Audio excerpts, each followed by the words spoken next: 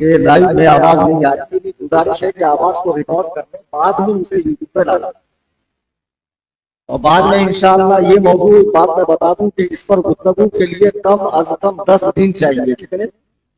10 दिन चाहिए। और रोजाना अगर 2 घंटे की स्पीच होगी तब जाकर मैं आपको तकलीफ समझाता। इस पर बाकायदा मेरी 2 किताबें हैं, तकलीफ जरूरी क्यों और बरकाते तकलीफ। 6-7 साल पहले किताब लिखी थी मैंने, लेकिन जब आज उन किताबों को मैं पढ़ रहा हूँ तो मुझे एहसास हुआ कि अभी भी मौजूद पिछड़ा है, बहुत सारी बातें इसमें ऐड करनी बाकी है। लेकिन आज जितना हो सकेगा इंशाअल्लाह मैं कवर करूंगा, बहुत जरूरी बातें बताऊंगा।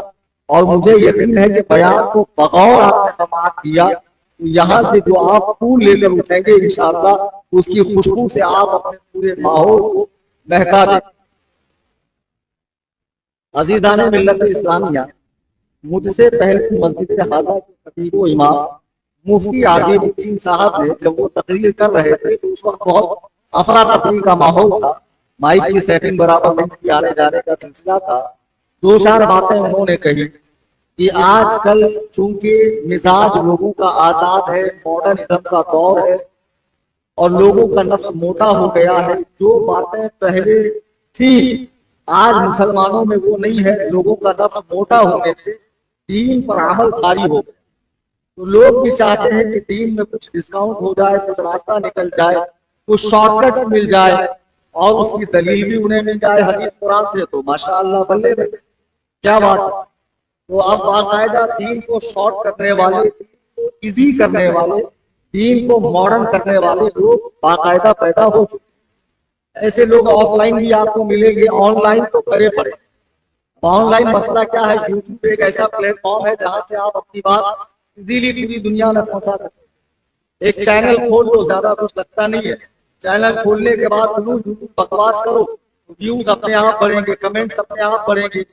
लोग देखने के चक्कर में कि भाई इसने क्या एंटीक बात बोल दी, आपको देखने के लिए चैनल विजिट करेंगे। एक बार चैनल चल गया तो फिर क्या यूट्यूब की मेहरबानियों से आपको पैसे भी मिलते हैं, घर गृहस्थी चलती है। यहाँ बैठकर आपको यूट्यूब पे बकलोली करता है, यूट्यूब पर बैठ के आपको बकलोली करता है। तो उस बकलोली के नतीजे में बहुत सारे लोग तो उलमा से करीब नहीं है, लेकिन मोबाइल की मारिफत दीन सीखते हैं, खुदा की कसम वो गुमराहियत का शिकार।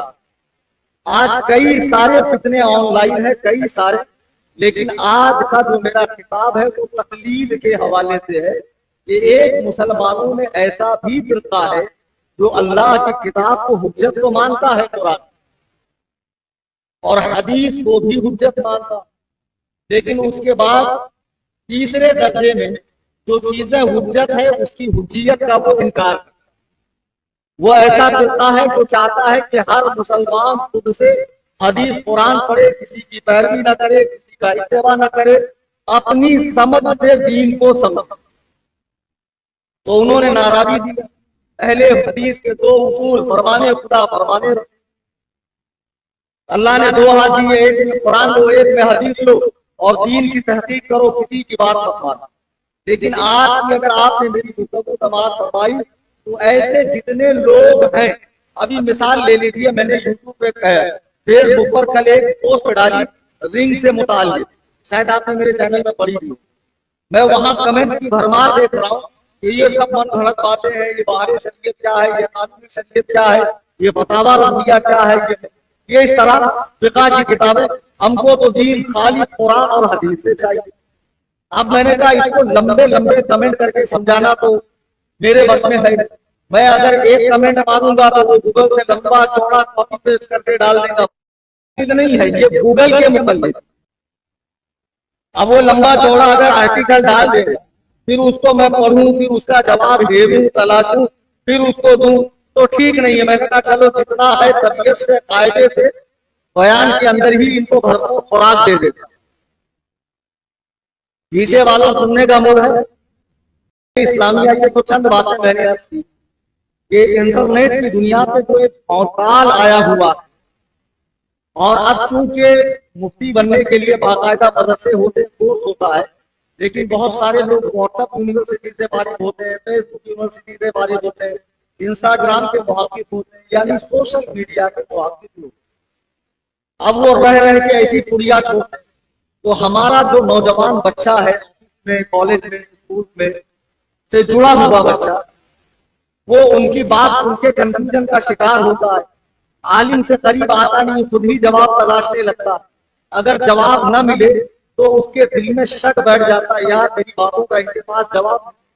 या कभी इमाम के पास आ गया, इमाम के पास वक्त नहीं है, या बर वक्त उस आलिम को उसका जवाब नहीं मालूम है, तो लोग बदतन हो जाते, बताइए हमारे आलिम के पास जवाब नहीं। मेरे भाई, आप कोई भी मसाला हो मुफ्ती अजीमुद्दीन से पूछिए। कोई जरूरी नहीं है कि इनको पूरे दीन की मालूमात हो सकता है कि कुछ मसाइल में कि अपने से बड़े को रुजू करेंगे।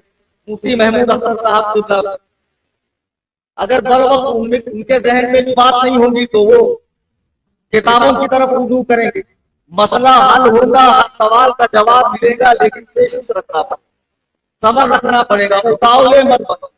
और अगर बरेलवियों के पास किसी मसले का जवाब ना मिले तो फिर तो किसी फिरके के पास जवाब हो ही नहीं सकता।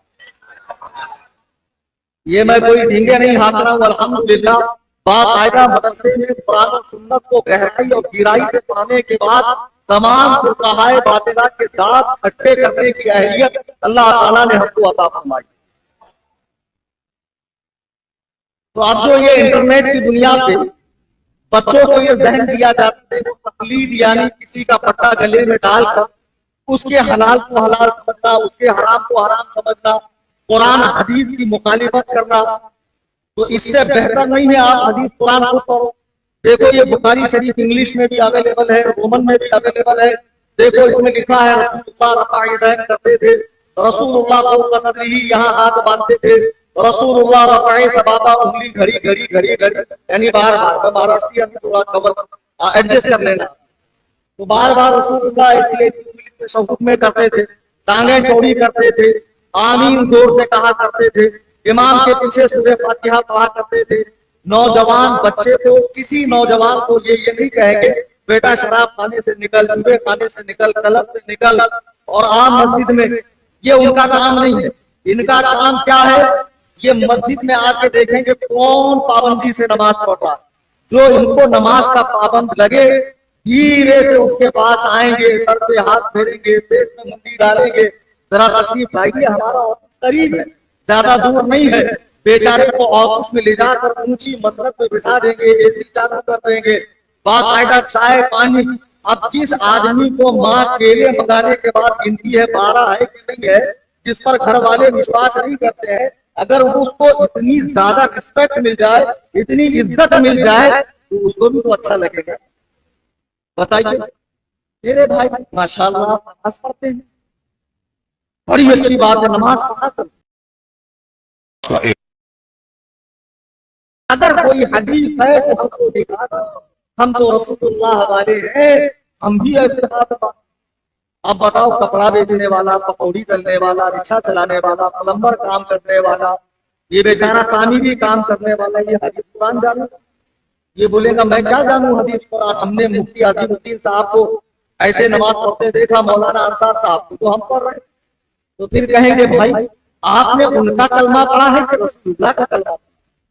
देखो दिल में चुभने वाली बात कहेंगे, आदमी सोचेगा वाकई यार मैंने रसूलुल्लाह का कलमा पढ़ा है, मौलाना अंसार का कलमा थोड़ी पढ़ा।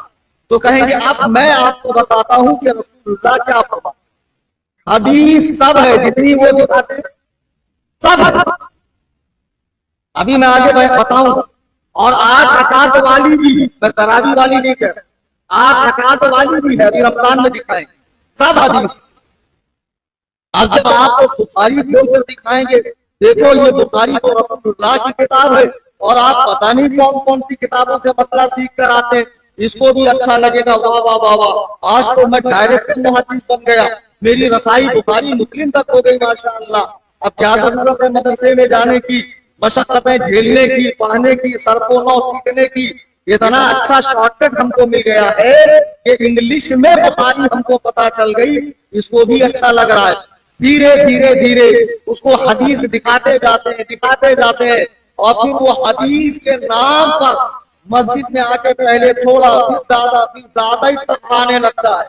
फिर बाकायदा ऐसे हाथ बांध के धीरे धीरे नफिल गायब, सुन्नत गायब, फिर उसके बाद टोपी गायब, फिर इन शर्ट करके नमाज पढ़ेगा। फिर मौलाना कहेंगे बाबू नमाज ऐसे नहीं पढ़ते, वक़ूमू लिल्लाहि क़ानितीन, अपने रब के हुजूर डरते हुए खड़े रहो। नमाजी की ये हालत अच्छी नहीं लगती है कि टांगे चौड़ी हो, बटन खुले हो और छाती पर ऐसे हाथ हो। वो कहेगा मौलाना मेरे पास सही हदीस है, हमको ज्यादा समझाओ मत। आप अबू हनीफा कूफी की मानते हैं, जिनको हदीस नहीं आती थी, जिनको अरबी नहीं आती थी, और मैं तो रसूलुल्लाह की बात मानता हूँ। आज की नशिस्त में मुझे यही समझाना है कि वो गुरु जो आपके हाथ में हदीस थमा कर आपके हाथों से बुजुर्गों का दामन छीन रहा है, क्या वाकई सही कहता है? खुदा की कसम 150 साल पहले एक आरिफ बिल्लाह ने, मेरे इमाम ने कितनी मार्के की बात कही है। सूना जंगल रात अंधेरी, छाई बदली काली है, सोने वालों जाग रहियो चोरों की रखवाली। अरे भाई, बिल्ली को अगर दूध की रखवाली के लिए रखोगे तो आने के बाद चाय नसीब होगी, सारा चट कर जाए। तो आप लोगों को आप तकलीफ करते हैं, जरा अपने मौलवियों से पूछिए तकलीफ का मतलब क्या। चलिए मैं बता, इस जमाने में पहले दावा करता हूं फिर दलील देता हूं, और ऑनलाइन आवाज जा रही है तो तुम्हें जा रही है भाषा। और आपको शायद मालूम नहीं होगा कि गैर मुतल्लिदीन बड़े तवज्जुह के साथ मुझे सुनते हैं और छिछोरे बुद्धि हंसते थे कि मुफ्ती साहब को इतनी डिटेल हमारे बारे में कैसे मालूम। चलिए मेरा भी आइन में माशाअल्लाह काफी गारा निकला।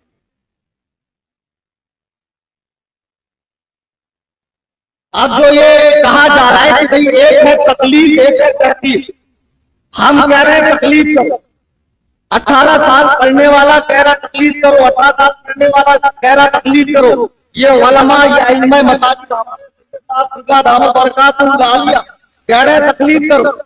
अब आजाद लोगों का टोला कह रहा तकलीद नहीं तहकीक, तकलीद शिर्क है, तकलीद हराम है, तकलीद की इजाजत नहीं।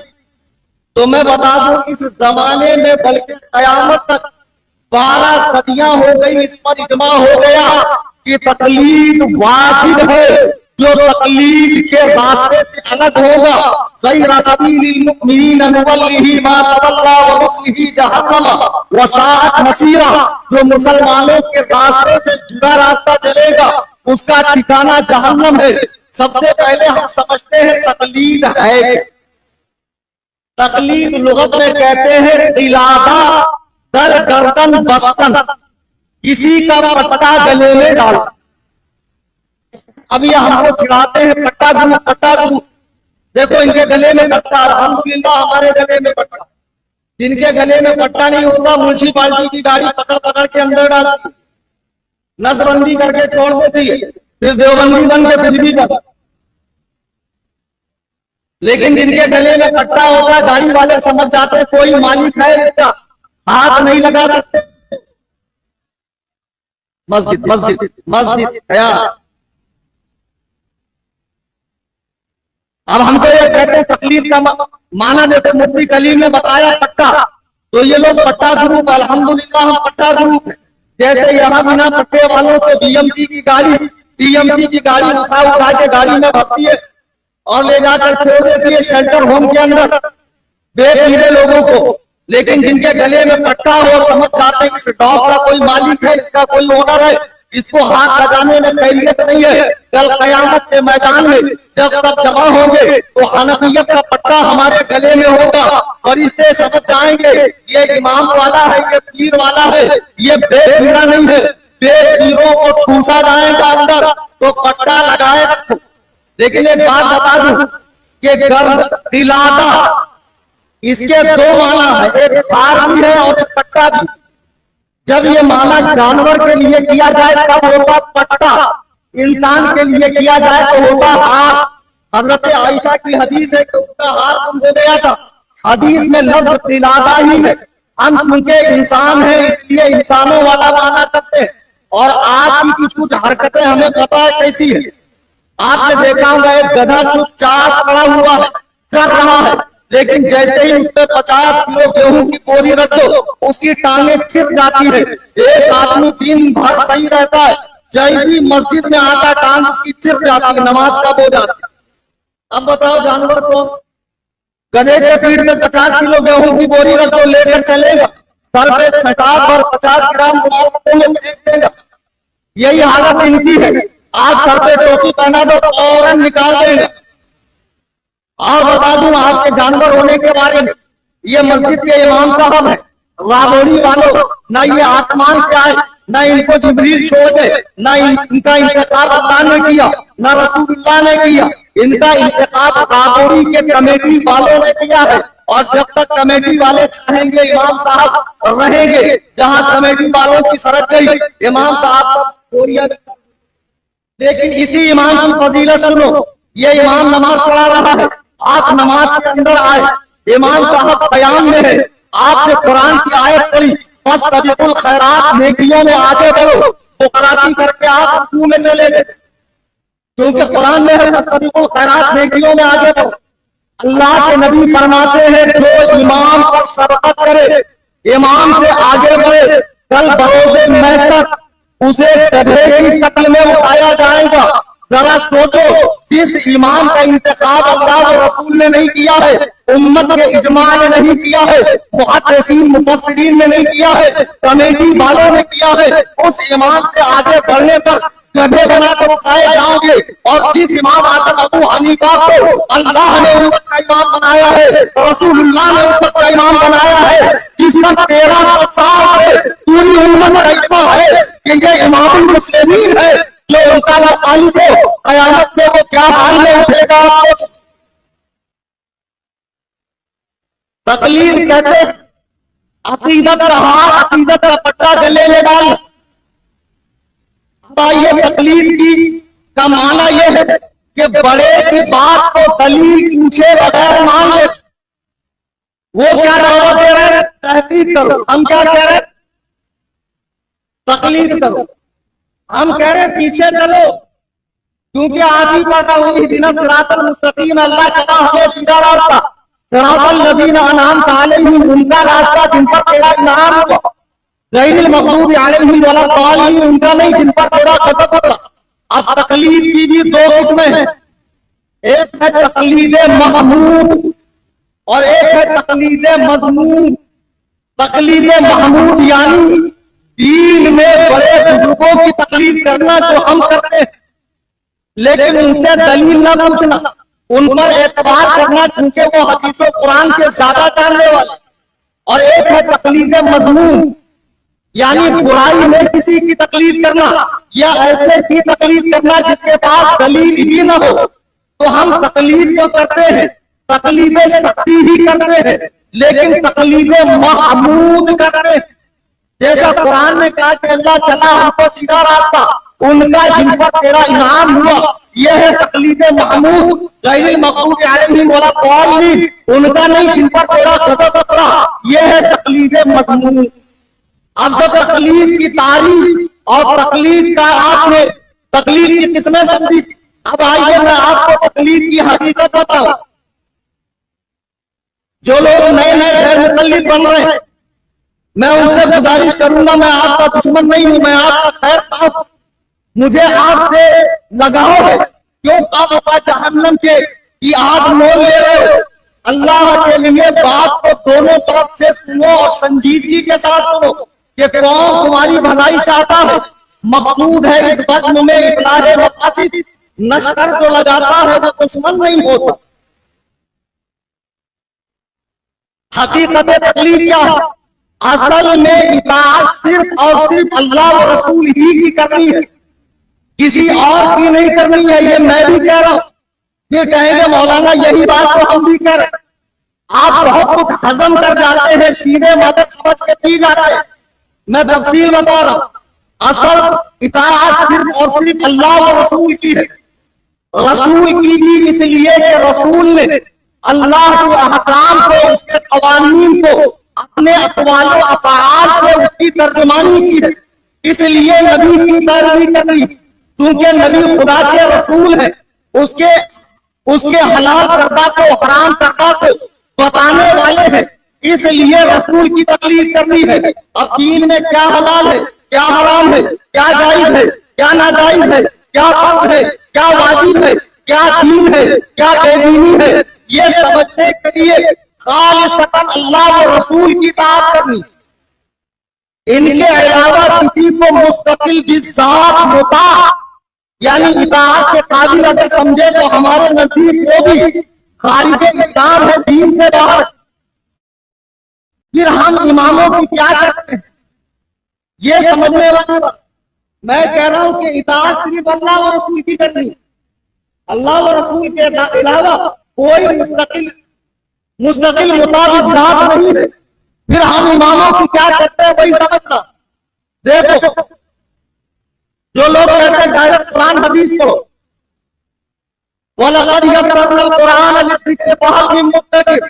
मैं औरंगाबाद गया तो महाराष्ट्र का एक मशहूर शहर है, मैं वजू कर रहा, अंदर एक जमात इस्लामी वाले साहब इन शर्ट किए हुए चंद लोगों को लेकर कुरान हाथ में लिए थे। ये तो मौलवियों ने कुरान को मुश्किल कर दिया, कुरान तो इतना आसान है कि हम लोग डायरेक्ट समझ सकते हैं।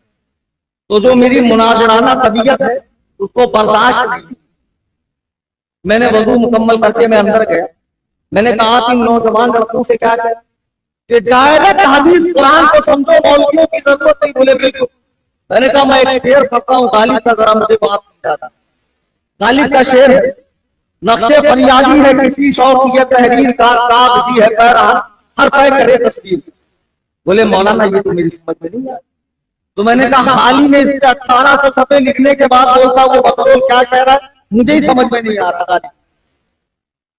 बताओ तुम्हारी जबान उर्दू, गालिब का शेर उर्दू में, तुम गालिब का शेर नहीं समझ सकते और तुम दावा करते हो कि बगैर असलाफ का दामन थामे, बगैर बुजुर्गों से निस्बत लगाए हुए, बगैर उनसे तमस्सुक किए हुए तुम हदीस कुरान समझ लोगे। उम्मत में इतना मत फैलाओ। अब आइए कुरान करीम की तरफ देखते हैं।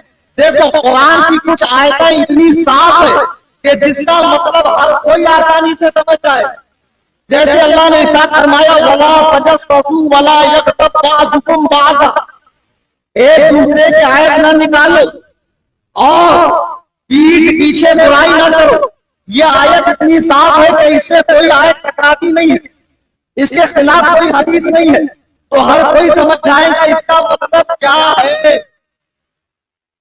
लेकिन इसके बाद अगर हम आते हैं तो हमें पता चलता है ये तो साफ आयत करीमा है, लेकिन इसके बाद अगर हम लोग आएंगे तो यहाँ पर मुश्किलात आपकी बढ़ेगी, आपकी मुश्किलात बढ़ेगी।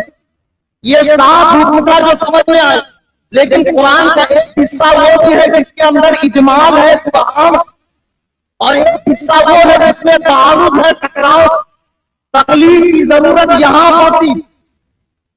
तकलीफ की जरूरत साफ वादे में नहीं होती, जहां इबहाम हो, इश्काल हो, तारुफ हो, एक से ज्यादा माने का इस्तेमाल हो, वहां पर तकलीफ की जरूरत होती। अब जो बच्चे कहते हैं हम डायरेक्ट हदीस कुरान पढ़ेंगे, उनको एक आयत दीजिए आप कि इसका मतलब बताओ क्या। मैं आयत करीमा आपको बता रहा हूं, ये सूरह बकरा की आयत नंबर 288। वल मुतल्लक़ातु यतरब्बस्न बिअनफुसिहिन्ना सलासata क़ुरू। अल्लाह तलाक वाली के बारे में फरमा रहा है कि तलाक वाली अपने आप को 3 कुरू तक रोके, यानी जब तलाक हो गई तो 3 कुरू तक रुक जाए। जब 3 कुरू हो जाए तो उसके बाद वो किसी से निकाह करने में आजाद। अब गैर मुक़ल्लिदों से पूछो कुरू का मतलब क्या। कुरू के 2 माना अरबी में है, मुफ्ती साहब से पूछिए। एक माना है, एक माना बहुत बाकी है। यहां कौन सा माना मुराद, यानी एक औरत को तलाक दी, कल उसको हैज आ गए, तो अब जैसे ही 3 हैज हो गए वो निकाह से बाहर निकल गई।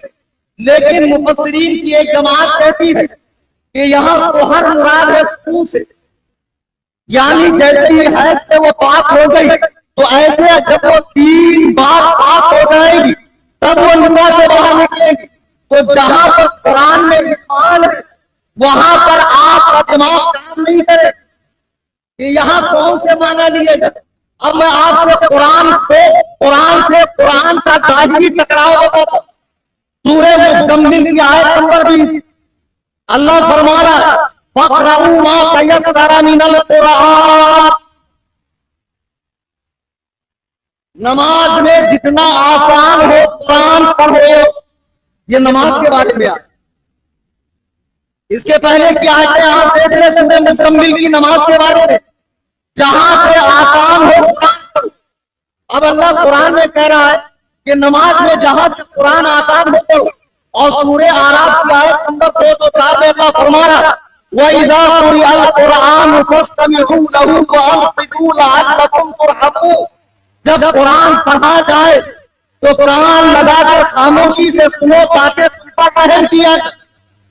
कुरान कह रहा नमाज में कुरान पढ़ो, कुरान कह रहा नमाज में खामोशी से कुरान सुनो तो क्या किया। आई समझ में फिर बात कि नहीं समझ में? भारी हो गया, इसी को लिए जो है बात समझिए। नहीं समझने का नतीजा है कि आज लोग गैर मुक़ल्लिदियत के हत्या कर रहे हैं और कहते हैं हमारे उलमा इल्मी बयान करते ही नहीं। अब कर लो तो आप उम्मीद आपके पल्ले नहीं पड़ता। दूसरे पाक पड़े अल्लाह।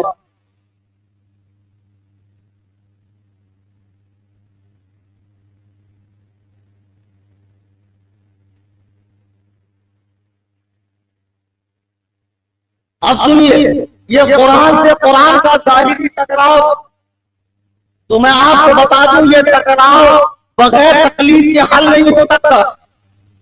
अब हदीस पाक देखिए, अल्लाह के नबी फरमाते मन काना लहू इमामुन फक़िरातुल इमाम लहू क़िरात, जिसका कोई इमाम हो इमाम की तिरत उसकी तिरत, यानी इमाम ने पढ़ लिया तो आपको पढ़ने की हाजत नहीं। सही हदीस और बुखारी की हदीस है ला सलात लिमन लम यक़रा फ़ातिहातिल किताब, उस शख्स की नमाज नहीं होती जिसने सूरह फातिहा ना पढ़ी। अब बहुत लोग कहेंगे यार रसूलुल्लाह कभी कह रहे हैं इमाम का पढ़ा हुआ काफी है और कभी कह रहे हैं कि उसकी नमाज ही नहीं होगी जिसने सूरह फातिहा ना पढ़ी। इसमें से सही क्या है? लोग खुद तहकीक करने के चक्कर में पहले फिक़ा को तो छोड़ दिया, अब हदीस को छोड़कर अहले कुरान बनते हैं और वही खराब नहीं आता है, बल्कि उनकी मौत कादियानियत होती है। ये मेरा गलत तजुर्बा है कि उनकी मौत कादियानियत पर होती है। अज़ीज़ान मिल्लत इस्लामिया, जब कुरान का जाहिर में इस तरह टकराव मालूम हो, हदीस का जाहिर में इस तरह टकराव मालूम हो, तो इसके माना यह किए गए कि नबी ने जब फरमाया इमाम की तिरत तुम्हारे लिए काफी है, यानी मुक्तदी को इमाम के पीछे तक पढ़ना नहीं है, और जहां फरमाया कि बिना सूरह फातिहा की नमाज नहीं होगी, तो ये हुक्म इमाम और मुनफरिद के लिए है, मुक्तदी के लिए नहीं। ये हुक्म अकेली नमाज पढ़ने वाले के लिए है और इमाम के लिए है, मुक्तदी के लिए नहीं है। अब इन्हीं सारे मसाइल को देखने के बाद हमारे पास दो रास्ते, दोनों रास्ते में आपको बता। पहले तो आपने देखा कि कुनूत के माना में दो राय हो गए। अल्लाह ने कहा नमाज में कुरान पढ़ो, एक जगह कहा खामोश रहो। सैकड़ों मिसालें, मैंने 2-3 मिसाल। नबी ने कहा इमाम की तिरत काफी है, नबी फरमाया सूरह फातिहा पढ़ो। अब इस तरह के जब मसाइल सामने आते हैं तो दो ऑप्शन है। एक ये कि हम खुद बुकरात बनकर सऊदिया जाकर भोजपुरी आदमी सीख कर आए, या फिर थोड़े दिन ऑनलाइन कोर्स कर ले 6-7 महीने। ऑनलाइन कोर्स वाले होते ना डिप्लोमा वाले, एक आए थे ना बैंगलोर, वो कुतुब मीनार पहन, वो लेकर आए थे डिप्लोमा। और मैंने कहा पता नहीं मिर्जा मेरे सामने आएगा तो यूट्यूब का सिल्वर बटन लाएगा कि गोल्ड बटन लेके आएगा। अरे ये कि बंदा खुद इस तरह के मामलात में अपनी अक्ल को दौड़ाए और जो समझ में आए उस पर अमल करे।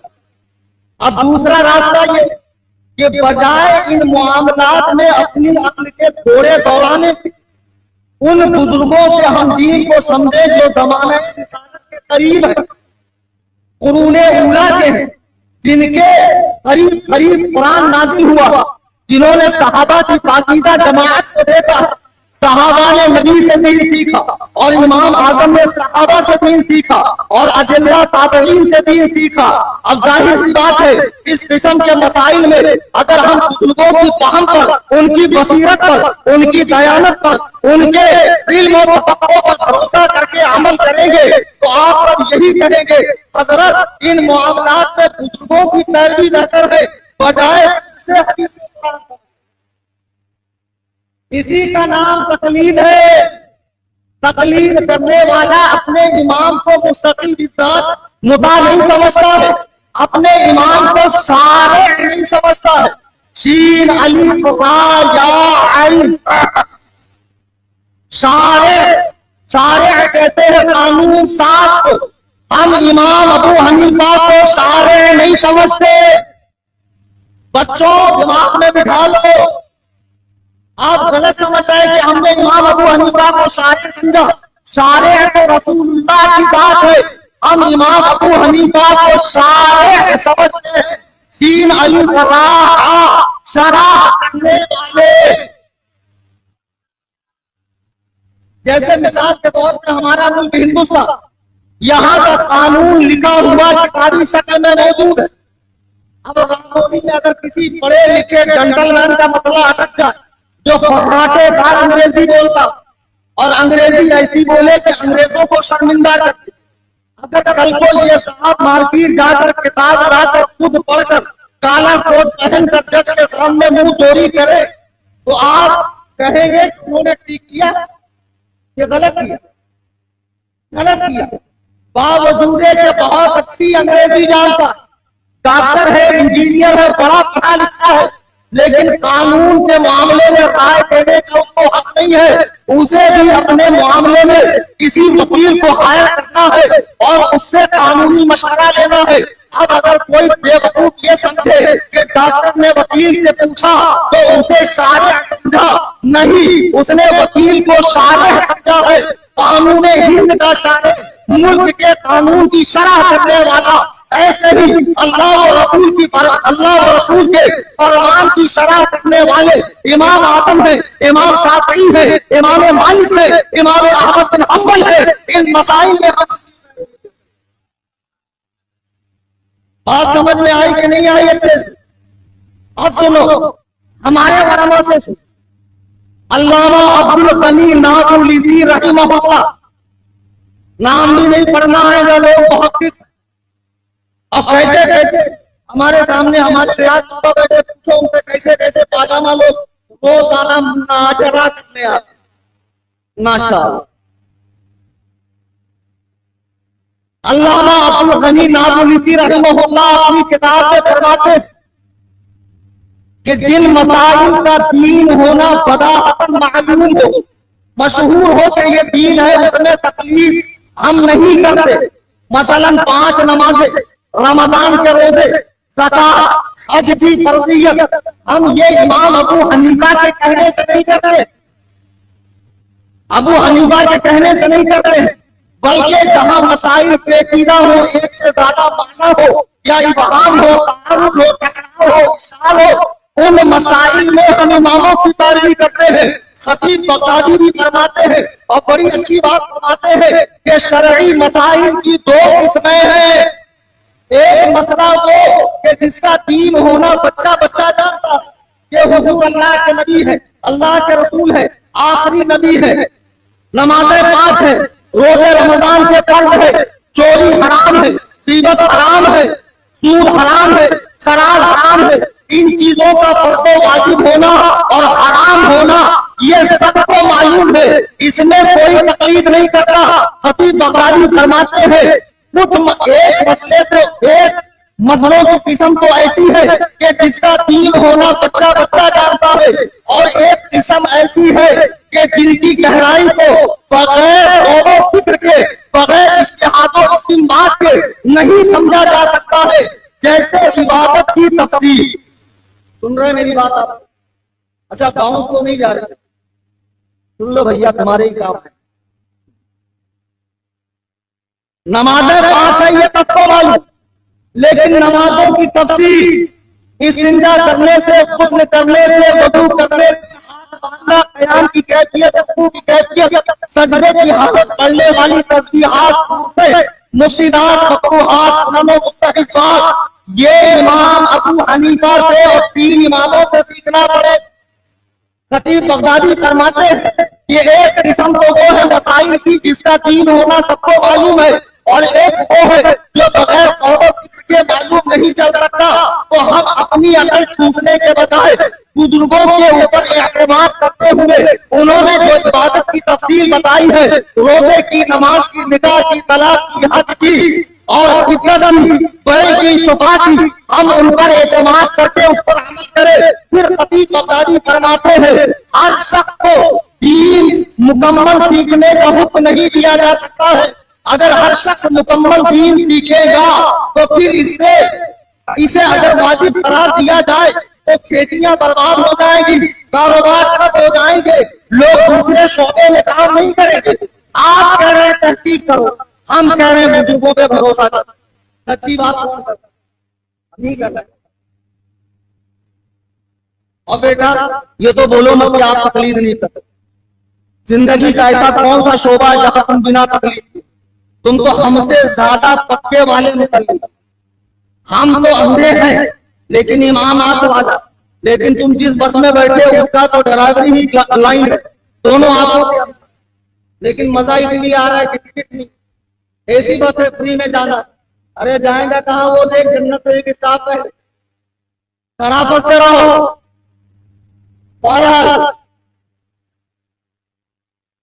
अब यहाँ हम अपने बुजुर्गों पे एतमाद करते हैं, उनकी बातों को फॉलो करते हैं, हर शख्स को तहकीक का हुक्म नहीं देते। अब आप कहो कि हर शख्स तहकीक करे तो एक हदीस की तहकीक में 50 साल तक जाएंगे, लेकिन तहकीक नहीं हो पाएंगी। दीन पे अमल कब करेगा बेटा?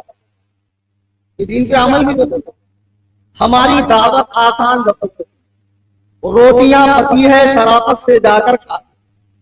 तू नए से बता रहा है कि खेत में जाकर हल चलाओ, दाना डालो, फसल उगाओ, तो निकले उसको छांटो, उसको गूंदो, उसको पीसो, रोटियां बनाओ के खा। हम कह रहे इतनी तकलीफ मत उठा। बुजुर्गों ने दीन को मुदव्वन कर दिया है, दीन को तदवीन हो चुकी है। उलमा से मसले पूछो, दीन पर अमल करो। खुद तहकीक करने के चक्कर में बेड़ा हो जाएगा। दुरूद पाक पढ़े, अल्लाहुम्मा सल्ली अला सय्यिदिना मौलाना मुहम्मद बारिक वसल्लम, सलातु व सलाम अलैका या। अब हमारे लोगों से कहा जाता है, आपने कभी आयत पढ़ी जाती कि इन्होंने अपने उलमा को खुदा बना लिया। वो आयत जो खुदों के बारे में उतरी है, 4 इमामों को छिपवाई जाती। फिर कभी कहते हैं कि ये अपने इमाम के कौल को दीन समझते हैं। अल्लामा इब्नुल हुमा और अल्लामा इब्ने मुजैब मिस्री तकलीद के मफहूम को वाज़ेह करते हुए लिखते हैं, अत-तक़लीदु अल-अमलु बिक़ौलि मन लैसा क़ौलुहु इहदल हुज्जति बिला हुज्जतिन मिनहा। जिसकी हम तकलीद कर रहे हैं, जिसका कौल हम ले रहे हैं, उसके कौल को हम दीन नहीं समझते हैं, बल्कि उसने जहां से दीन लिया है जो मआक़िद शरीयत है, इस पर सिर्फ एतमाद करके हम दलील नहीं पूछते हैं। हम इनके कौल को दीन करार नहीं देते हैं, बल्कि जहां से इन्होंने दीन लिया है इन पर एतमाद करके इनकी बात पर अमल करो। लोगों को गुमराह करना बंद करो। मुक़ल्लिद ने अपने इमाम को नबी मान लिया है, रसूल मान लिया है, और हम तो तकलीद नहीं करते, हम तो तहकीक करते। एक साहब मेरे पास, चलिए आपको थोड़ा बेदार कर देता हूँ, मैं समझ रहा हूँ आपको किस किस्म की तकलीफ चाहिए। एक साहब मेरे पास बोले, मौलाना ये लिस्ट बना के लाया हूँ में कितने गंदे गंदे मसले लेके, और मैंने तहकीक की है कि हदीस कुरान के खिलाफ। तो मैंने उठाकर ऐसे डस्टबिन में डाला। मैंने कहा किस हैसियत से? पहले हैसियत तो छठ से क्या कहता मालूम? इमाम अबू हनीफा मासूम मासूम नहीं थी। मैंने पूछा तू मासूम है? बोले नहीं। तो मैंने कहा बेवकूफ, यहाँ मासूम गैर मासूम का मुकाबला नहीं, यहाँ अहल और ना अहल का मुकाबला। अल्लाह के नबी से सहाबी ने पूछा, या रसूल अल्लाह क़यामत कब आएगी? हुजूर ने फरमाया, जब अमानतों को ज़ाय कर दिया जाए, साहबी ने पूछा, या रसूलल्लाह, अमानतों के ज़ाय करने का मतलब क्या? हुजूर फरमाते हैं, इज़ा उफ़्तिदल अम्रु इला गैरि अहलिही फंतज़िरि साआ, जब नाअहल कोई काम करने लगे तो समझ जाओ कयामत करीब है। अल्लाह की कसम, कुरान और हदीस से तहकीक करना इन टटंगियों का काम नहीं है, न इनके बड़े बड़े जो शेख सालेह अल-फौज़ान कहलाते हैं, इब्ने उतैमीन कहलाते हैं, या इब्ने बास कहलाते हैं, या इब्ने तैमिया है, या इब्ने क़य्यिम है। अल्लाह की कसम, इन चार इमामों के घर के बाहर जो झाड़ू मारता है वो इनके वाला।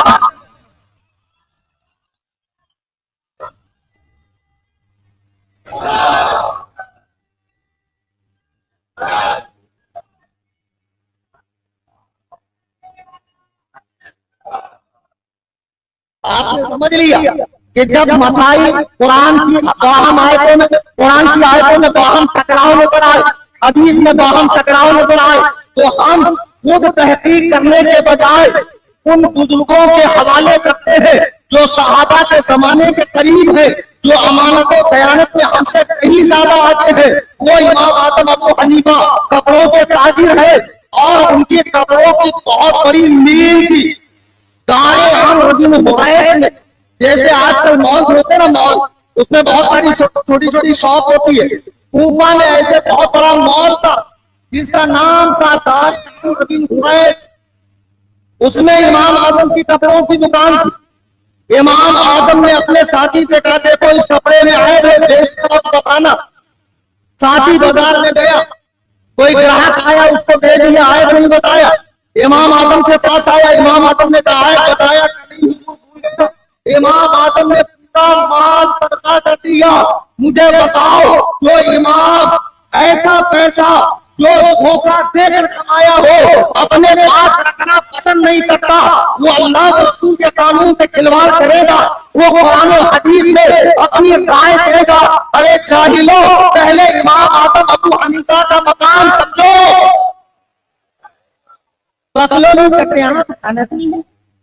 आप मोहम्मदी नहीं है, हम तो अल्हम्दुलिल्लाह।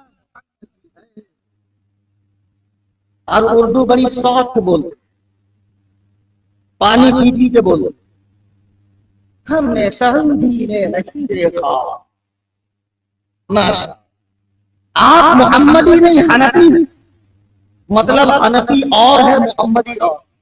ये तो ऐसे ही है जो कोई अगर आपको सौदा करे भैंस और हमारे तो जितना बड़ा इसने धोखा दिया, इससे बड़ा धोखा ये है कि कोई आपको कहे आप हनफी है मोहम्मदी, यानी आप को कोई ऐसे कहे महाराष्ट्र में रहने वाले को कि आप महाराष्ट्रियन है या बांग्लादेश। अबे जाहिर, जो महाराष्ट्रियन होगा वो लाजिमन हिंदुस्तानी, जो महाराष्ट्रियन है वो लाजिमन हिंदुस्तानी। तुम्हें इतनी समझ नहीं है, मुल्क के मुकाबले में मुल्क आता। कोई आपसे कहे यार आज जुमा है क्या रमजान, सही बोला, आज जुमा है क्या रमजान। दिन के मुकाबले में दिन आता है कि महीना? अरे बोलो, दिन के मुकाबले में दिन आएगा ना। आज मंगल है या सावन है या रमजान, ऐसे ही सही है। तो आप तो सबसे बड़े बकलोल है कि आप करें आप हनफी है या मोहम्मद। हनफी को भिड़ा रहे हो मोहम्मदी से। सवाल तो ये होना चाहिए कि आप ईसाई हैं या मोहम्मद, आप मुतबी हैं या मोहम्मद। सवाल ये होना चाहिए। बड़ा चतुर है इमाम अबू हनीफा को भिड़ा रहा रसूलुल्लाह और खुद को मोहम्मदी कह रहा है। घबराओ मत, ये मोहम्मद रसूलुल्लाह वाले मोहम्मदी नहीं है, ये मोहम्मद जूनागढ़ी वाले मोहम्मदी। हाँ, इसको भी ऐसा शौक करता है रात्रि में बना दे। देखो मैंने तकरीरें बंद किया, बड़ा वेला आदमी बैठा रहता हूँ अपनी ऑफिस में 7:30 से 10 बजे तक। 3 नंबर खाली S K motors Kurla west Mumbai, 7:30 से 10 PM। आप कभी भी तशरीफ ला सकते हैं, मुफ्त में दिमागी इलाज होता है, कोई चार्जेस। जब भी मुनाजरे का मन करे, शौक कर रहा है, तशरीफ लाइए। देखो माशाअल्लाह हनफी को मोहम्मदी से कितना बड़ा चतुर है, जबकि हकीकत यह है कि सुनो, मेरे आका मोहम्मद रसूलुल्लाह के शागिर्द हैं कौन? अब्दुल्लाह इब्ने मसऊद, जिनको हुजूर ने मुअल्लिमे उम्मत फरमाया।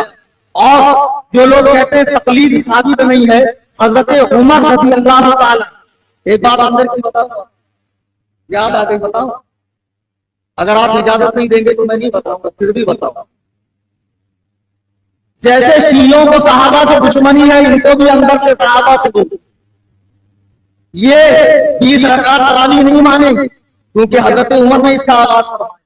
ये 3 तलाक को 3 नहीं माने, ये अजाने उस्मानी को नहीं मानेंगे, ये अंदर से छुपे हुए रास्ते। हाँ, बड़े भाइयों ने पूरा साथ किया, इन्होंने हाथ किया आठ, इन्होंने थोड़ा सा रखा है, वरना बड़े भाई राजियों ने पूरा साथ किया।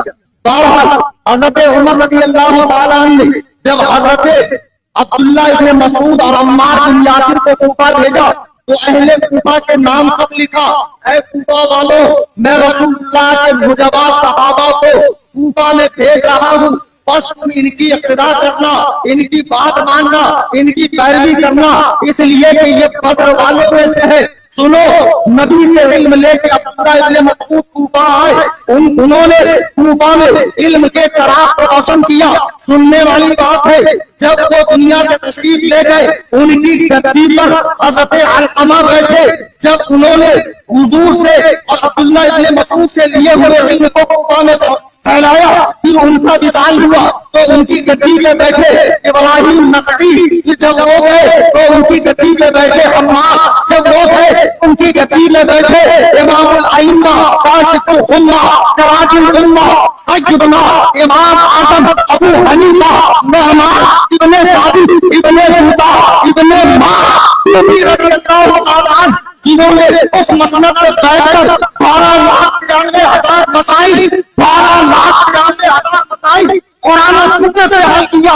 जब उन्होंने जो मसाइल बताए उसे लिखने वाले उनके शागिर्द मोहम्मद बिन हसन अश-शैबानी रहिमहुल्लाह है। जरा गौर करो, जो लोग कहते हैं फिक़े हनफी और है, फिक़े मुहम्मदी और है, अबे खबरो, फिक़े हनफी शुरू भी मोहम्मद से होती है, सब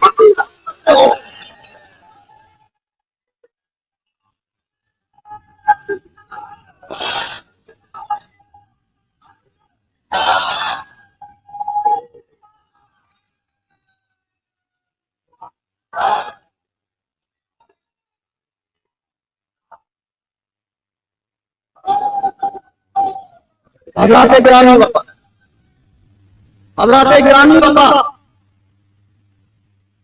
सरकार से जो फिक्र शुरू हुई, अब्दुल्लाह इब्न मसूद, अलक़मा, इब्राहिम नक़वी, अम्मा, अबू हनीफा और अबू हनीफा के बाद उनके शागिर्द मोहम्मद बिन हसन अश-शैबानी रहिमहुल्लाह, जिन्होंने अल-फ़िक़्हुल अकबर को तरतीब दिया।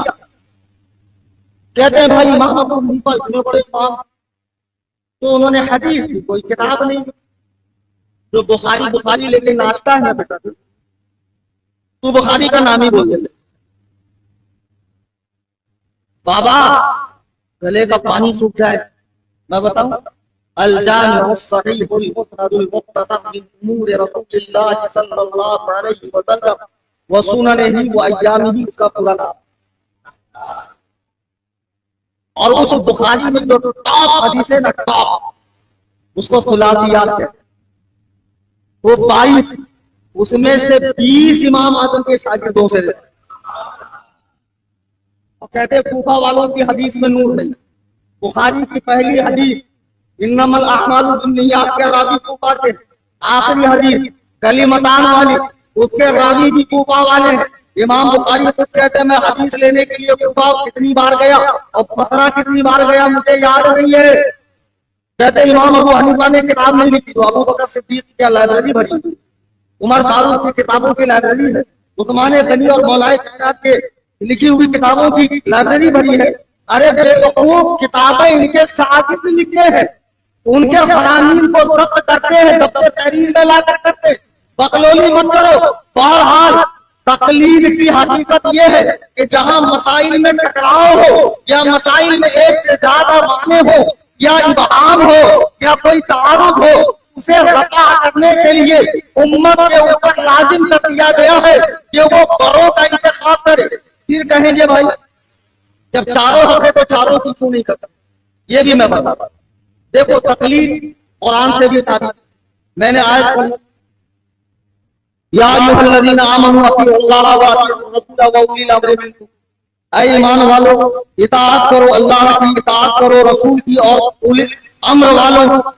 सूरह निसा की आयत नंबर 59 है, सूरह नंबर 4। अब देखो ये लोग आयत पढ़ते अतीउल्लाह अतीउर रसूल, आगे कौन पढ़ेगा? व उलिल अम्रि मिनकुम, अम्र वालों की इताअत। इसकी दो तफसीर, एक तफसीर ये कि उलिल अम्र से मुराद सुल्तान है, बादशाह है, और एक तफसीर ये है कि इससे मुराद उलमा और फुक़हा। इमाम अबू बकर जस्सास फरमाते हैं रहमतुल्लाह कि दोनों तफसीरें ठीक।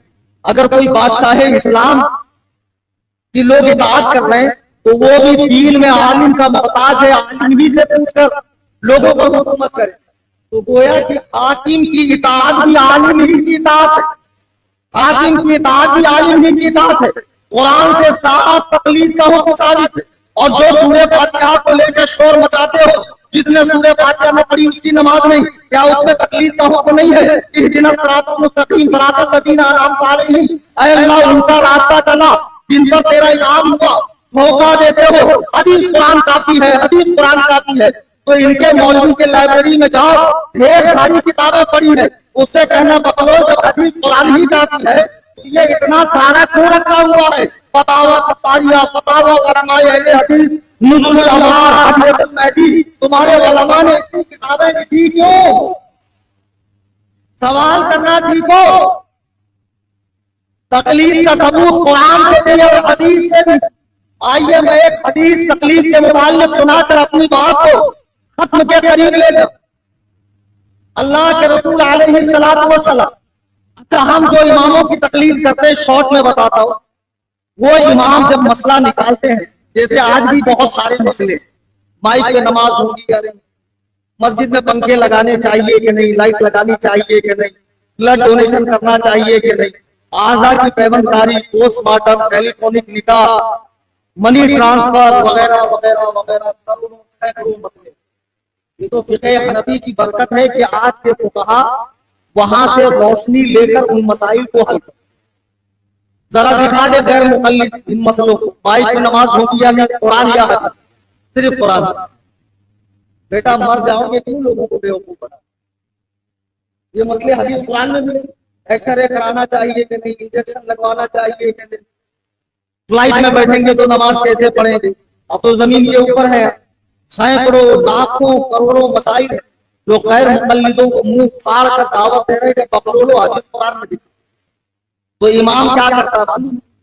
मैं आपको एक मिसाल देता हूँ। एक होता मुहद्दिस, ये लोग मुहद्दिसीन की बात कहते हैं कि हम मानते, फुक़हा की बात नहीं मानते, क्योंकि उनके पास हदीस। समझना चाहते हैं? बोल सकता हूँ थोड़ी देर? एक आले रसूल ने इजाजत दिया और क्या।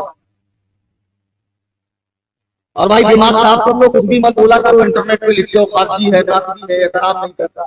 हम सारे सादात की जूतियां अपने सरों पर, ऐसा मत। हाँ, किसी का कुछ मामला गड़बड़ हो तो अदब बना करते हैं कि भैया वैसा मत करो, तुम्हारे नाना का दीन है, हमसे ज्यादा तुमको दुख होनी चाहिए। खैर वो मेरा टॉपिक नहीं। देखो आज लोग कहते हैं, अभी मैं नेट पे मैं भी पढ़ता रहता हूँ, खाली बैठने के बाद मैं भी जरा देखता हूँ क्या चल रहा है, क्या नहीं चल रहा है, करंट क्या मामला है। बोलते देखो इमाम अबू हनीफा ने क्या दिया, इमाम बुखारी ने बुखारी दी, इमाम मुस्लिम ने मुस्लिम दिया, ये दिया वो दिया। आप डॉक्टर के पास गए, तबीयत खराब, डॉक्टर ने नब्ज देखी और कुछ आड़ी टेढ़ी लगी रहे, जो समझना आपके बस का रोग नहीं है, ना इंजीनियर समझ सकता है, ना प्रोफेसर समझ सकता है, वो सिर्फ मेडिकल वाले ही समझ। अच्छा उसने लिया आपसे 500 रुपए, उसके यहाँ आपको कोई दवा दिखी, डिस्पेंसरी में कोई दवा नहीं।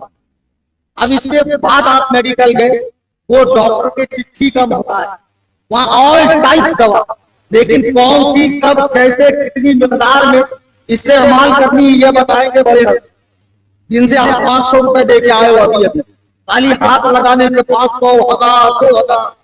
अब ये मेडिकल वाले ने चिट्ठी देखा, पूरे मेडिकल का तवाफ करके यहाँ से वहां से सारे कोनों से थैली भर कर दी, 200 रुपए लिया। अब आपने कहा बकर डॉक्टर है यार, बताओ खाली हाथ लगाने के 500 रुपए लिया और इस गरीब ने 200 रुपए में थैली भर के दवा दी। आइंदा जब भी दवा लेना हो मैं मेडिकल में जाऊंगा, ईमानदारी से बताओ। इसके पास दवा तो है लेकिन इसको इस्तेमाल नहीं करता।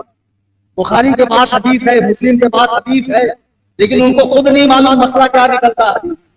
इनका काम सिर्फ अत्तार का है, तबीब का नहीं है। या माशरल फुक़हा कुल अतिब्बा नहनु क़ियादना, इमाम अहमद फरमाते हैं ऐ फुक़हा के गिरोह, आप डॉक्टर हो, हम लोग मेडिकल वाले। अबे बकलोल अहले हदीस तुझे क्या मालूम कर मुक़ल्लिद, तू समझ रहा इनके पास हदीस है, इनके पास हदीस है, लेकिन अमल किससे करना है ये इमाम अबू हनीफा बताएंगे, इमाम शाफी बताएंगे, इमाम मालिक बताएंगे, इमाम अहमद बिन हंबल बताएंगे। और खुद ये हदीस लिखने वाले इसकी तकलीफ कर रहे, ये हदीस लिखने वाले तकलीफ कर रहे, और ये खाली अलमारी में रखकर बोलता तकलीफ आ रहा, सिर्फ अलमारी में रख के बकलोली कर। एक जगह मैं तकलीफ कर रहा था कहीं, तो मैंने कहा इमाम शाफी, इमाम बुखारी मुक़ल्लिद। एक साहब खड़े हो गए, बोले मौलाना इतना झूठ तो बताइए, कुछ तो खौफ कीजिए। मैंने कहा क्यों, क्या हुआ? बोले इमाम बुखारी आप कह रहे हैं मुक़ल्लिद थे। मैंने कहा बोले उनका अपना कौल है कि मैं मुक़ल्लिद हूँ। मैंने कहा बेटे ऐसे तो उनका इस्लाम के खतरे में पड़ जाएगा। उन्होंने कहा आना मुसलमान, उनके कौल से उनका मुसलमानों का साबित है, आना मुहद्दिस, मैं मुहद्दिस।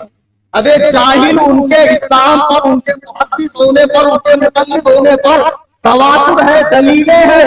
और खुद आज के हसन खां भोपाली ने अब्दुल उलूम में तमाम मुहद्दिसीन की तकलीदी निस्बत बताई है। कौन किसका मुक़ल्लिद है?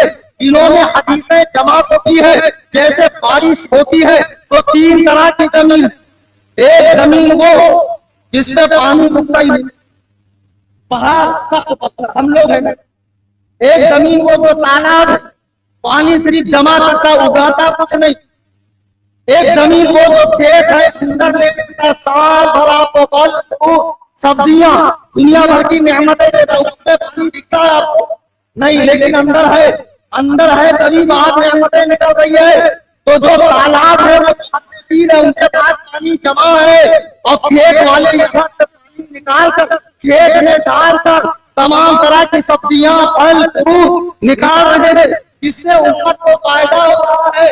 अब भी नहीं समझोगे तो कब समझोगे? मुहद्दिसीन तालाब है जिन्होंने पानी को स्टोर किया है। सुनो, तो पास में एक औरत का इंतकाल हुआ, औरत का इंतकाल हुआ तो फिर एक औरत जो उसकी सगे वाली थी वो मुहद्दिसीन के पास आई, हदीस लिखने वालों के पास, और कहा ऐ मुहद्दिसीन के गिरोह, ये बताओ कि मेरी फलानी बहन का इंतकाल हुआ है, जो नहराने वाली है वो नापाक है, क्या वो गुस्ल दे सकती है? तमाम मुहद्दिसीन ने हदीस देखी लेकिन मिली नहीं, हदीस में था लेकिन मिला नहीं। तमाम मुहद्दिसीन ने हदीस देखी लेकिन मिली नहीं। लोगों ने कहा नहीं, इस बारे में कोई हदीस नहीं है। इमाम अबू मासूर आए तो उनसे पूछना, वो फकीह है। देखो मुहद्दिस और फकीह का फर्क, इमाम आजम मुहद्दिस भी है, फकीह भी है। इमाम बुखारी वो भी मुज्तहिद है, लेकिन मुज्तहिद मुतलक नहीं है, और भी मुहद्दिसीन वो फकीह नहीं है, मुज्तहिद नहीं है, उनके पास हदीस का खजाना है। उस औरत ने जब ये मसला पूछा तो सारे मुहद्दिसीन गौर करने लगे, कोई हदीस नहीं मिली। इमाम अबू मासूर आए, लोगों ने कहा इनसे पूछो। उसने पूछा कि बगदाद में एक औरत का इंतकाल हुआ, जो गुस्ल देने वाली है वो नापाक है, क्या वो गुस्ल दे सकती है? आपने कहा दे सकती है। औरत ने पूछा दलील, कहा दलील ये है कि अम्मा आयशा फरमाती है कि जब मैं उस हालत में होती तो सरकार के मुबारक बालों को धोती। देखो हदीस में है कि उस हालत वाली औरत जिंदों को गुस्ल दे सकती है, तो मुर्दों को आया समझ? इसलिए हम हदीस कुरान में को की पैरवी करते। अब कहा खोटा खोटा दिमाग लगाते बैठे कुछ के कुछ हो जाए, घर में चार भाई, चारों फिरके बन जाए, मेरी तहकीक इससे अलग, उसकी तहकीक उससे अलग, वो उसको लात मारता, वो उसको जूते के नौक पर रखा, वो उसको कह रहा तू बातिल है, वो उसको कह रहा तू कातिल है। अरे दलिंदरो सुधर जाओ, उसको की बात मानो, शराफत से रहो। अब सुनो तकलीफ की मजबूत दलील, कई हदीस है। एक हदीस बात बता कर अपनी बात आपको कर दो, और ये इतनी मशहूर हदीस है, हदीस मशहूरा नहीं कह रहा हूं, मशहूर सियाहत इस्लाम में भी है और भी कुतुब में है। अल्लाह के नबी ने अपने सहाबी मुआज बिन जबल को यमन का काजी बनाकर भेजा। आज जो कह रहे हैं ना कि सहाबा तकलीफ करते थे और हम क्यों तकलीफ करें, सहाबा के जमाने में भी तकलीफ का रिवाज, तकलीफें मुतलब भी थी और तकलीफें सख्ती भी थी, एक इमाम की पैरवी भी थी। अल्लाह के नबी ने जब मुआज को भेजा, अबू दाऊद शरीफ, आजकल नंबर का बड़ा चलन है, नंबर बताओ, नंबर 3592 3592। हज़रत मुआज को जब अल्लाह के रसूल अलैहि सलाम ने यमन भेजा, लम्मा अराद अन यबअसा मुआज़न इलल यमन, सरकार ने जब मुआज को यमन भेजने का इरादा किया तो क्या पूछा, कई तक़दी इज़ा अरादा लका क़ज़ाउ, आए मुआज जब तुम यमन जाएगा मुअल्लिम बनकर, अमीर बनकर, कुरान और सुन्नत का दाई बनकर, तेरे सामने मसले आएंगे तो तू मसलों को कैसे हल करेगा। राजौरी के सुन्नी मुसलमानों खूब जी लगाकर सुनो, ऑनलाइन सुनने वाले भाइयों कान लगाकर सुनो, और मेरे नए नए बैत बनने वाले बच्चों तहकीक के चक्कर में सुनो। अल्लाह के नबी मुआज से कह रहे कि मैं तुझे यमन भेज रहा हूं। सरकार की आदत थी जब किसी को कहीं भेजते तो उसे घोड़े पर बिठाते, खुद पैदल चलते और मदीने के बाहर छोड़ते और जाते जाते नसीहत करते। सरकार ने पूछा, ऐ मुआज तू कैसे फैसला करेगा? हज़रत मुआज बिन जबल कहते हैं, अक़ज़ी बि किताबिल्लाह, ऐ अल्लाह के रसूल, मैं अल्लाह की किताब से फैसला करूंगा, अल्लाह की किताब से फैसला करूंगा, कुरान से। अब सरकार का जवाब सुनिए, फरमा रहे, वइल्लम तजिद फी किताबिल्लाह, अगर तुझे वो अल्लाह की किताब में न मिले, ना हो नहीं कहा सरकार ने, ना मिले, समंदर है अपने बंदे में, चलो खुद ही मार दे। मैं अगर गया तो बहुत बहुत पहले क्या देती, कोई कोकन शरीफ का रहने वाला जाएगा तो कटुआ केकड़ा वेकड़ा लेकर, लेकिन कोई बहुत ज्यादा तैराक और माहिर और बकवास हो तो वो जाके हीरे जवाहरात निकाले। अब मुझ जैसा बेवकूफ कहे या कोई कहे कि सिवाय रेती और कटुआ केकड़े के समंदर में है क्या?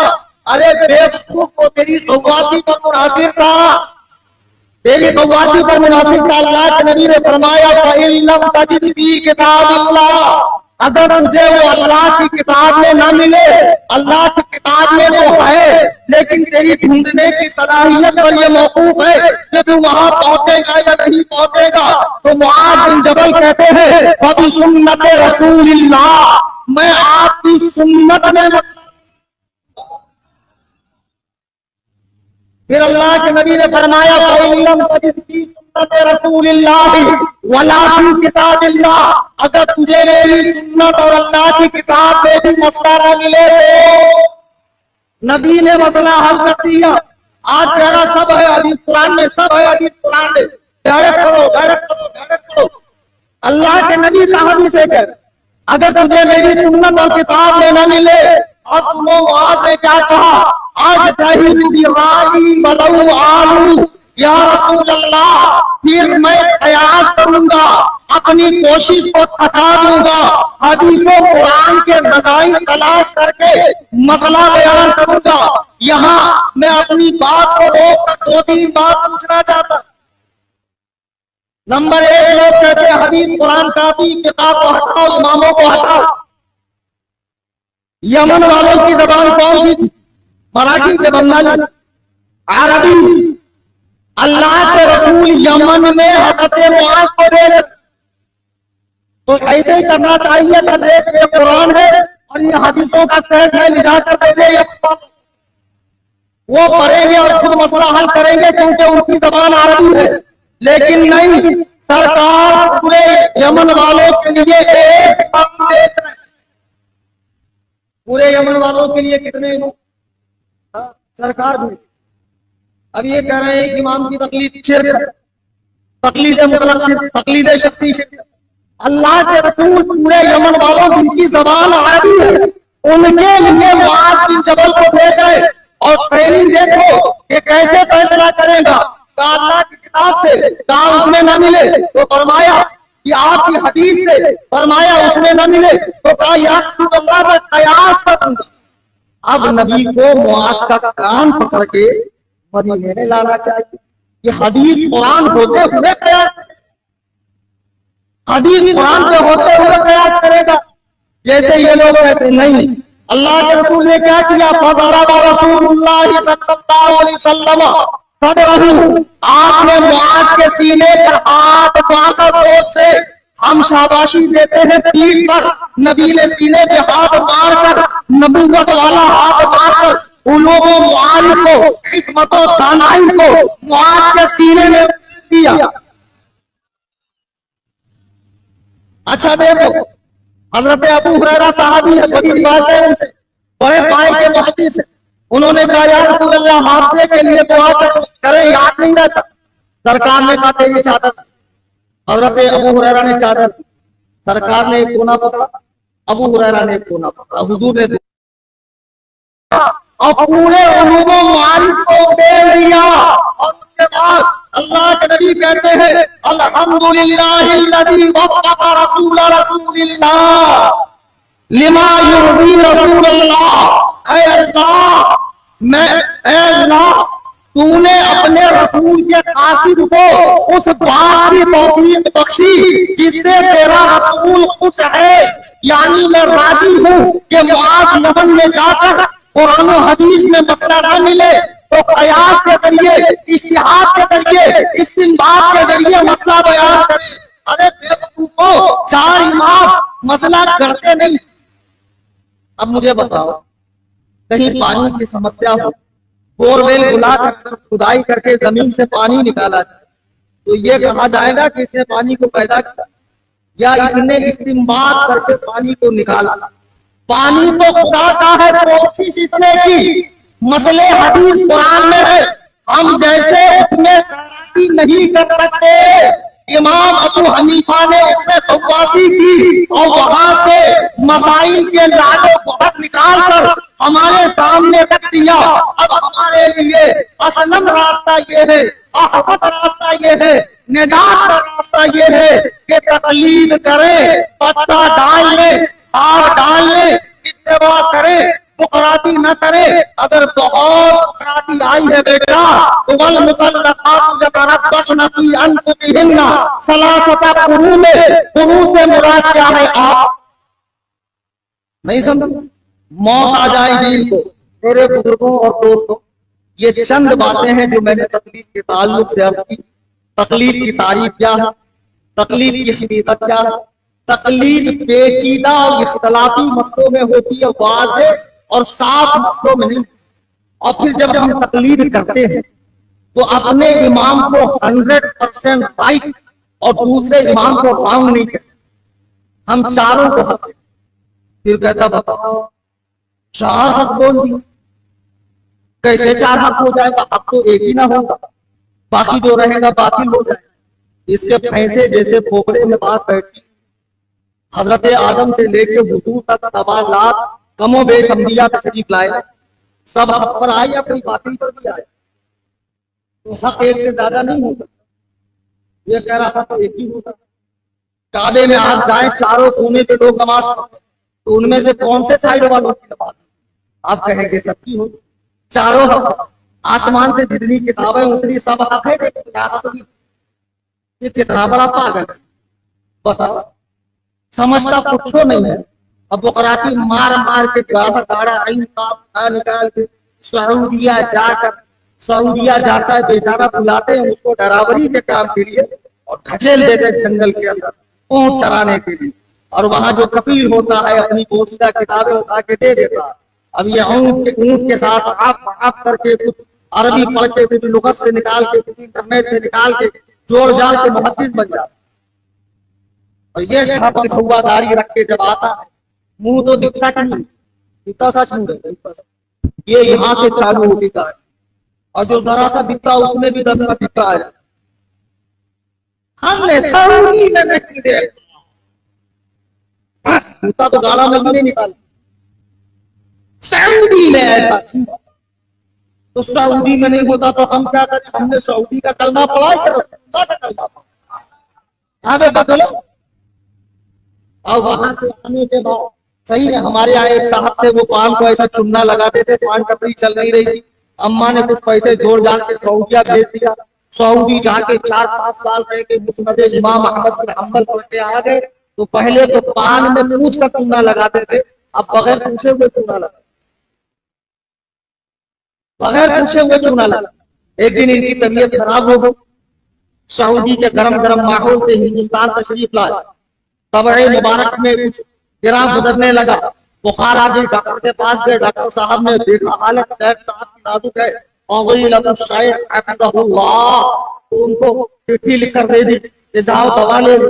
फजीलत शेख साहब मुहद्दिस आदमी थे, ऐसे तो किसी पर भरोसा नहीं कर सकते, ऐसे भरोसा करना तकलीफ है ना भाई।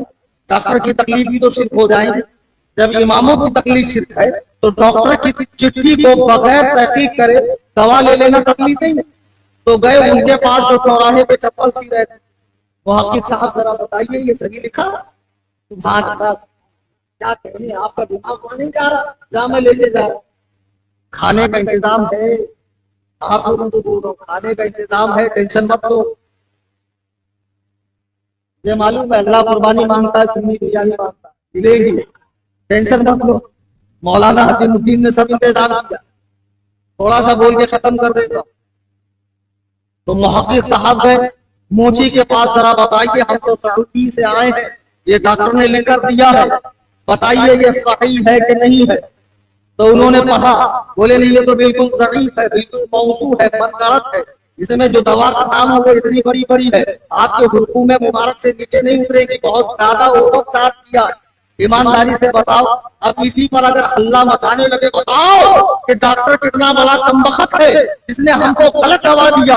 ये तो अच्छा हुआ कि फलाने मिसड़ पे मोची साहब मिल गए जिन्होंने हमारी आंखें खोल दी, वरना हम तो तकलीफ के गड्ढे में गिरने वाले थे। अबे बकलो, डॉक्टर की चिट्ठी डॉक्टर को दिखाते क्या मोची को दिखाते? किसको दिखाते? डॉक्टर से डॉक्टर का इख्तिलाफ, इंजीनियर से इंजीनियर का इख्तिलाफ, आर्किटेक्चर से आर्किटेक्चर का इख्तिलाफ, मौलाना से मौलाना के झगड़े। तू है तेरे को कौन जानता? ये सीधा छलांग मार के इमाम अबू हनीफा मासूम तो नहीं है, मासूम नहीं है, तू ना है। मस्जिद में देखेंगे निशा में एक इमाम बाकी मुक्तदी, तीसरा था कितना जिसको इमाम पसंद नहीं है तो वो नमाज नहीं पढ़ता, कितना फैलाता, एक मर्द एक और तीसरा क्या आपको मालूम, एक मुस्तहिद एक मुक़ल्लिद। अब इस उम्मत में मुस्तहिद कोई नहीं है, सब मुक़ल्लिद है। उम्मत में दो तरह के लोग हैं, एक मुस्तहिद एक मुक़ल्लिद। मुस्तहिद गुजर चुके, उनके मज़हब पे अमल करने वाले मुक़ल्लिद, ये तीसरा कहां से आ गया? और कह रहे बताओ इमाम अबू हनीफा के मसले को शेख मिअराज अब्बासी ने कहा गलत है, किफायत अब्बासी ने कहा गलत है, तौसीफ रहमान ने कहा गलत है। ये तो ऐसे ही है जैसे डॉक्टर की चिट्ठी को मोची दलाल मोची चेक करे और गलत कहे, तो इस मामले में मोची की राय को ठुकरा दिया जाएगा। मुझे बताओ इमाम आजम अबू हनीफा कब के आदमी है? एक शॉट में हिजरी 80 में पैदा हुए, हिजरी 150 में उनका विशाल हो गया। उनके बाद इमाम मालिक आए, उनके बाद इमाम शाफिई आए, उनके बाद इमाम अहमद बिन हम्बल आए। अगर उन्होंने मसला गलत बयान किया था तो इमाम मालिक ने ऑब्जेक्शन क्यों नहीं उठाया? इमाम शाफिई ने ऑब्जेक्शन क्यों नहीं उठाया? इमाम अहमद बिन हम्बल ने ऑब्जेक्शन क्यों नहीं उठाया? ये तीनों ने ऑब्जेक्शन नहीं उठाया। मतलब ओके डन, 100% सही। 14 सदियों के बाद ये बड़े का इमाम आजम के मसलों को गलत कह रहा है। अरे बेवकूफ, मुजतहिद के मसले को मुजतहिद गलत कहेगा, ना अहल गलत नहीं कहेगा। बातें बहुत, लेकिन जितनी बात है उतना वक्त नहीं है। लोग बेचारे कब से खड़े हुए, अल्लाह ताला उनके बाजुओं में उनके पैरों में कुव्वत अता फरमाए कि इतनी देर खड़े रहकर उन्होंने समाज की। एक हमारे मुफ्ती साहब फरमा रहे हैं रफ़ा यदैन का मसला पूछना। देखिए रफ़ा यदैन पूरी उम्मत के नजदीक नमाज के शुरू में, वित्र में और ईदैन की नमाज। इसके अलावा जितने रफ़ायदैन हैं मंसूख। हदीस है, मैंने कहा ना हदीस, ऐसा नहीं, हदीस मौजूद। अब जो कहते हैं कि हमारे पास रफ़ायदैन की हदीस है, अरे भाई आपके पास 1200 हदीस है, एक दो हदीस है, बस एक हदीस ऐसी लाओ और रफ़ायदैन करो, वरना यहाँ बोर्ड लगा दीजिए कि शाफ़ई के अलावा अगर कोई रफ़ायदैन करेगा तो उसको इजाजत। दलील दे रफ़ायदैन, उन्हीं शाफ़ई उनके अलावा अगर कोई रफ़ायदैन करेगा तो उसकी रफ़ायदैन करना है तो दलील लाओ। हदीस में तुम ला रहे, जो हम कह रहे हैं वो हदीस सही, सरीह, गैर मुआरिद और मरफू, जिसमें ये चार बात। और आमिना के लाल ने दुनिया में जो आखिरी नमाज पढ़ी है वो रफ़ायदैन वाली थी। आप क़यामत की सुबह तक हदीस लेकर आओ, मैं रफ़ायदैन। सरकार ने किया ये मत करना, ये दलील नहीं। वरना मैं आपको बताऊं, बुखारी में 4 हदीसें सरकार ने खड़े होकर की, ये सरकार ने किया, लेकिन ये सुन्नत नहीं, ये जरूरत है। सरकार के कुछ काम जरूरतन होते थे, कुछ काम आदत। हमको सरकार की आदत को अपनाना। मन तमस्सक बिसुन्नती इंदा फसाद उम्मती फलहु अजरुन मिअत शहीद। जो फसाद उम्मत के वक्त मेरी सुन्नत से तमस्सुक करेगा उसे 100 शहीदों का सवाब है। सरकार ने वजू के बाद अपनी अज़वाज के बोसे भी लिए हैं, हालत रोजा में भी बोसा लिया है। देखो ये भी सरकार ने किया, लेकिन ये सुन्नत नहीं है, हदीस है। हम उसी हदीस को मानेंगे जो सुन्नत। आप हदीस मत लाओ, वो हदीस सुन्नत है कि ये रफ़ायदैन सरकार ने अगर पूरी जिंदगी किया और आखिरी नमाज में छोड़ दिया तो ये उसके मंसूख होने के लिए काफी है। सरकार ने बहुत से काम ऐसे किए शुरू में जो बाद में धीरे धीरे खत्म हो गए। उन्हीं में से एक रफ़ायदैन है। सही मुस्लिम की हदीस है हज़रत जाबिर बिन समुरा की कि अल्लाह के नबी ने जब उन्हें रफ़ायदैन करते देखा, कान नहा अदना बुखैरिन शूतिन उसकुनु बिस्सलात। नबी ने फरमाया, क्या बात है, मैं तुम्हें नमाज में पिटे हुए घोड़ों की तरह हाथ उठा के देख रहा हूँ। खबरदार, नमाज में सुकून इख्तियार करो। रफ़ायदैन नमाज के सुकून को बर्बाद करता है। रफ़ायदैन मंसूख है। हाँ, शाफ़ई बन के करो, एक मुज्तहिद की पैरवी में तो जायज़ है। खैर मुक़ल्लिद बनकर करोगे तो आप मुझे मुक़ल्लिद है नहीं, मुज्तहिद का कौल आप लेते नहीं है, तो किस तहकीक के बुनियाद पर आप रफ़ायदैन? अगर आपके पास रफ़ायदैन की हदीस है तो देखो मैं बैठा, सही, सरीह, गैर मुआरिद और मरफू हदीस लेकर आओ कि हुजूर ने आखिरी नमाज जो पढ़ी है आमिना के लाल ने, जिससे रफ़ायदैन का दवाम साबित हो जाए। अगर नबी ने आखिरी नमाज रफ़ायदैन वाली नहीं पढ़ी तो रफ़ायदैन मंसूख है, मंसूख है, मंसूख। अब कल को कोई हदीस लाए, देखो बुखारी की हदीस है, मुस्लिम की हदीस है, अल्लाह के रसूल रफ़ायदैन करते थे, उसे एक हदीस आप और कौन सी हदीस मालूम? रफ़ायदैन इंदा सुजूद। मेरे पास टोटल 11 सही हदीस है, जिसको नासिरुद्दीन अल्बानी ने सही। क्यों नहीं करते आप? उसका मंसूख होना दिखाओ। बच्चों के बीच में रफ़ायदैन हदीस से साबित और सही हदीस से साबित। आप जिस दलील से उसको मंसूख मानते हैं उसी दलील से हम उसको। आप कहेंगे मौलाना मंसूख दिखाओ। एक काम करो, जब सुबह उठना तो जाके दुकान पे ढेर सारा सामान ले लेना किराने और निकाल के दे देना उसको, पुराना वाला हजार करना। वो कहेगा अरे बेवकूफ आदमी, इतना सारा माल लिया है, 100-100 रुपए दे, 500 रुपए दे, ये 1000 रुपए कहाँ दे? तो आप वहां मुंह धोरी कर रहा, क्या ये हिंदुस्तानी नोट नहीं है? क्या इस पे रिजर्व बैंक नहीं लिखा हुआ है? क्या इस पे गवर्नर की साइन नहीं है? क्या इस पे इंडिया की 15 भाषा नहीं है? वो कहेगा मेरे भाई सब है, लेकिन ये मंसूख है। फिर आप कहना नहीं, इस पे लिखा था, मंसूख लिखा, इस पर लिखा था। वो कहेंगे अरे बकलोल आदमी, मेरे अलावा किसी के पास जाओ वो नहीं लेगा। तो मुल्क का मार्केट जिसे लेना बंद कर दे, ये उसके मंसूख होने की दलील है। जिसको मुज्तहिद ने नहीं लिया, इमाम आजम अबू हनीफा ने जो इतने बड़े फकीह हैं, मुहद्दिस हैं, और जिनके पास 5 लाख हदीसें हैं, जिनके शागिर्दों के शागिर्द इमाम बुखारी के दादा उस्ताद हैं और उस्ताद हैं, जब उन्होंने नहीं लिया तो ये उससे मंसूख होने के लिए काफी है। आपको रफ़ाए दैन का शौक है, मेरी किताब तहकीक रफ़ाए दैन पढ़िए, मैंने इनकी दलीलों का भी उसमें ऑपरेशन किया है। और एक आखिरी बात, मेरे चैनल से जुड़ जाओ, बहुत तबीयत का देता है, हल्का भारी तो वो भी दे देता और तमाम को देता, जितने बातें करते, बहुत आसान है। व्हाट्सएप खोलो, व्हाट्सएप में अपडेट में जाओ, ऊपर जो कैमरे के बाजू में सर्च का बटन है उस पर क्लिक करके सुन्नी लिखो, नीचे सुन्नी जमीयतुल अहनाफ आएगा, उस पर क्लिक करो, फॉलो करो, बेल आइकन को दबाओ, उसकी लिंक को शेयर करो। कल से मैं तरावी के 20 रकात होने पर उसमें आर्टिकल भेजने वाला, आलिमों से जुड़ो, आलिमों से, आलिमों के ग्रुप फॉलो करो, इंस्टा पर, एफबी पर, यूट्यूब पर, व्हाट्सएप पर, पहले आलिम के चैनल वगैरह में फॉलो करो, और ज्यादा नात खानों को भी फॉलो मत किया करो। नात खानी अच्छी बात है, ईमान सलामत नहीं रहेगा, दलील नहीं मिलेगी। नात खानों के लिए उलमा की डेट चेंज करने वाले, जरा मुझे बताओ, अगर इस मजलिस में खड़े होकर कोई गैर मुकल्लिद पूछे तकलीद की दलील दो, नात खा देगा कि आलिम देगा? आलिम देगा ना। नात खानी हमारे लिए, सुन्नियों के लिए बातिल उससे कायम नहीं होता, उससे दलील नहीं मिल जाती है। नबी के इल्म गैब की, नबी के हाजिर और नाज़िर होने की, नबी के हयात नबी होने की, नबी के इख्तियारात की, औलिया के तसव्वुफ़ात की, अइम्मा दीन के तकलीद की, इसे दलील नहीं मिलती है।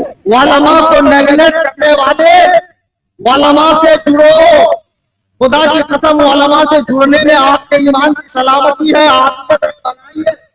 व्हाट्सएप पे मेरा चैनल जरूर फॉलो करें। तरावी के 20 रकात होने पर मैं इतनी दलीलें पेश करूंगा कि पूरी जमात खैर मुक़ल्लिदियत उसका बोझा नहीं उठा सकेगी इंशाअल्लाह, तुम इंशाअल्लाह।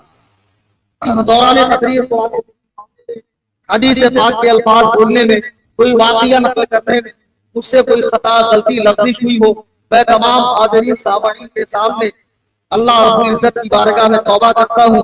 अस्तगफिरुल्लाह रब्बी मिन कुल्लि ज़ंब।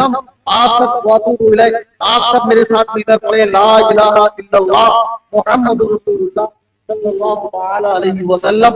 शायद कि उतर जाए तेरे दिल में मेरी बात, अंदाज़े बयां करके बहुत शौक नहीं, वमा अलैना इल्लल्लाह।